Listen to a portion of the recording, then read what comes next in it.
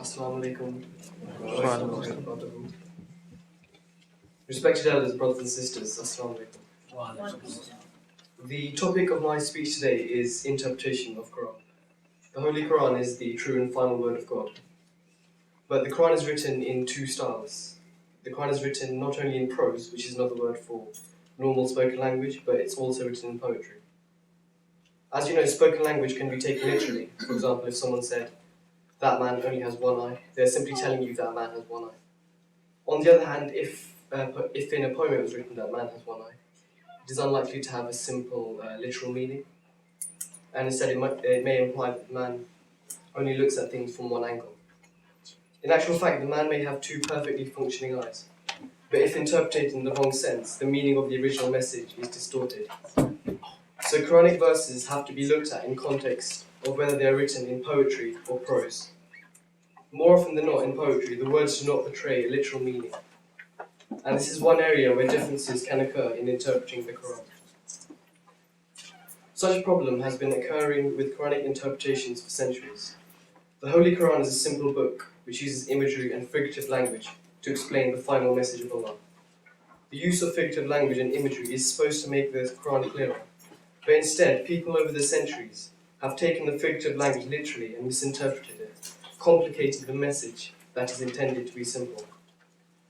For example, the following verse of the Holy Quran talks about punishment for thieves. As for the thief, both male and female, cut off their hands. It is the reward for their own deeds, an exemplary punishment from Allah. While this can be taken literally that thieves' hands should be cut off, on the other hand, it's a message that illustrates that stealing is totally unacceptable in Islam, no matter what. The cutting of hands simply symbolizes the need to stop thieves repeating their actions. And sometimes we need to, as it's called, read between the lines to capture the true message that someone is trying to convey. Another example is in the Quran, where the message is interpreted wrongly, but by not only non-Muslims, but also Islamic terrorists, is a verse about fighting non-Muslims. It goes, "Fight those who do not believe in Allah, nor in the latter day, nor do they prohibit what Allah and His Messenger have prohibited, nor follow the religion of truth out of those who have been given the book, until they pay the tax in acknowledgement of superiority, and they are in a state of subjection." This is interpreted by many critics of Islam as a violent verse, which they claim clearly shows that Islam preaches terrorism against non-Muslims. On the other hand, it's quite the opposite. When we talk of the word fight, although it might have violent connotations of punching and kicking, it can actually be used in many peaceful scenarios.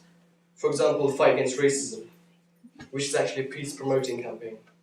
A fight doesn't have to be a violent exchange. Views can be fought through discussion and debate. In many ways, a debate is a fight. In this case, I believe the Quran is simply asking Muslims to fight the ignorant and to lead people to the right path. We are not literally being asked to put guns to non-Muslims' heads and tell them to save the Shahada. We are being told to talk, debate, and explain to the non-believers so that they realize the truth. Such verses are used by militant groups to justify their acts of violence, such as bombing, when they are clearly interpreting it to use for their own will.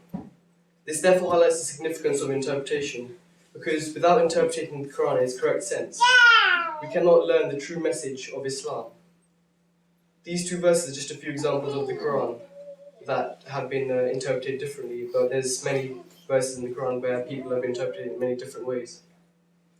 So why is it that the Quran is interpreted in so many different ways? There are many different reasons, such as people interpreting the Quran to suit their own motives, and also the fact that the Quran is originally written in Arabic. This means that certain words can't be translated word for word, as the vocabulary differs between languages, which can result in the loss of the true meanings of the words. So sometimes just a bit of common sense helps to understand the messages of the Quran, because at the end of the day, the Quran is a simple set of instructions, so let's keep it simple.